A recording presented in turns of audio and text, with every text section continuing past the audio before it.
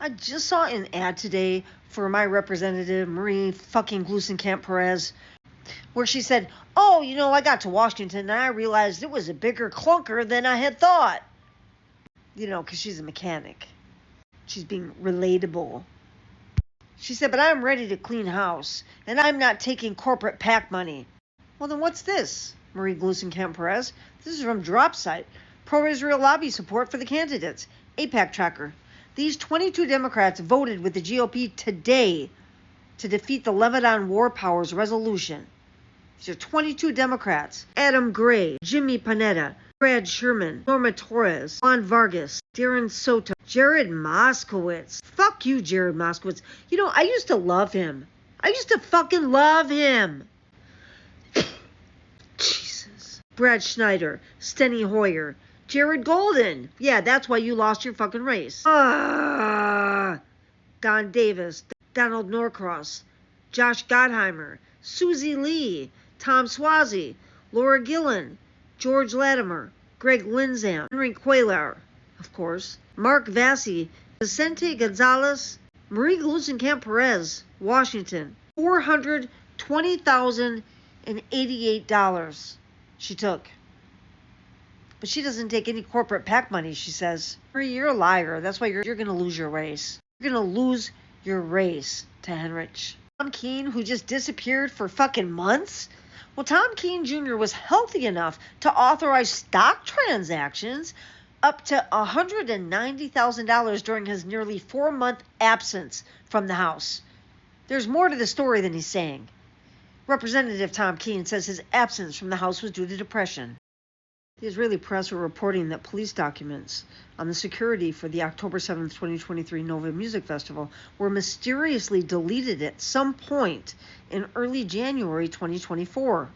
The Jerusalem Post reports that it is unknown who removed them and whether copies still exist. A new article from the Israeli outlet Net reports that IDF planned to kill an Israeli soldier who was captured by Hamas in 2006, with one document stating Hannibal in effect. The Hannibal Directive is an Israeli military protocol ensuring that extreme measures be taken to prevent Israelis from capture by Palestinian resistance groups, even if it means unaliving their own people.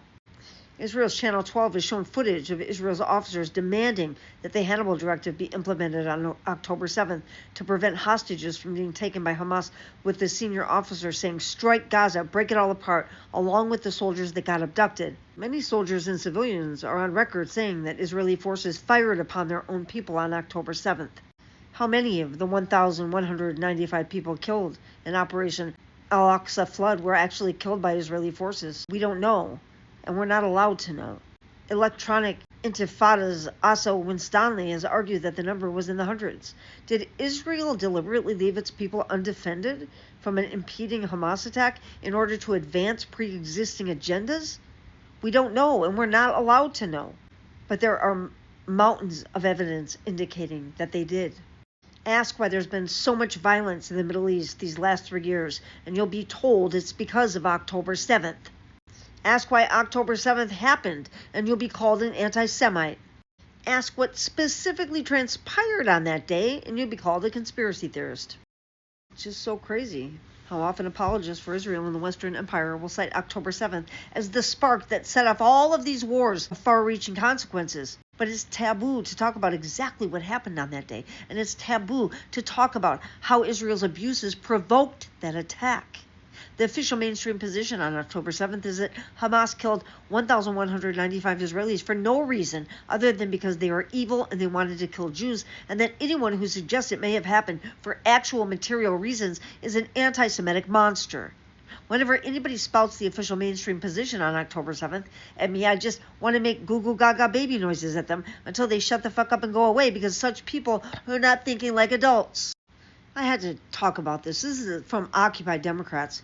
Breaking. This was yesterday. What the fuck? Viral video shows a right-wing church in Kentucky staging a mock execution of their enemy while children screech for his blood. MAGA has taken a very, very dark turn. Footage of the incident in question shows members of the church dressed in military uniforms and holding realistic-looking rifles and pistols. They are seen escorting a quote, prisoner, which some commentators have suggested is meant to represent an undocumented immigrant, to the front of the congregation. Led by the voice of an adult man, the children chant, "Take him out, blow him up." The soldiers then proceed to act out the extrajudicial unaliving of their captive, while the entire church hoots with bloodlust. The armed men then drag the body out of view to blow him up, as their pastor has commanded. We must have missed the chapter in the Bible when Jesus directed his followers to unalive people in cold blood. Maybe that section only appears in the official Trump Bible. According to the Lexington Herald leader, the mock execution was conducted at Mount Olivet Baptist Church in Lexington, Kentucky. The pastor, Dwayne Walker, responded to the widespread backlash against the clip with the same lack of remorse that is characteristic of the entire Trumper movement. He claimed to be befuddled by the media firestorm and insisted that the murder victim was supposed to represent sin and killing the devil. He went on to blame this generation for reacting adversely to the clip, especially since it was just a small part of their vacation Bible school. Absurdly, he referred to the soldiers as commandos for Christ who bear the gospel gun as they conduct spiritual warfare. Understand, we're painting a real picture to kids visibly what's going on invisibly, said Walker. Excuse us if we doubt his explanation. The devil is a metaphysical entity. He doesn't wear joggers and a hoodie, and he can't be physically executed with an AR pew-pew. Let's be clear about what's really going on here. Far-right Christians are normalizing violence for children in a religious context. They're teaching these kids that confronting evil requires the use of pew-pews against their enemies. At the same time, Republicans are increasingly referring to Democrats as satanic and demonic. Put two and two together and you can see where this is going. Imagine for just 1 second if this had been a mosque and a Muslim congregation had staged armed militants executing someone. Fox News would be running wall-to-wall coverage about how ISIS had taken root in America. But because these fanatics are white Christians, there's nary a peep from the mainstream media. This stomach-churning incident is emblematic of the evangelical movement as a whole.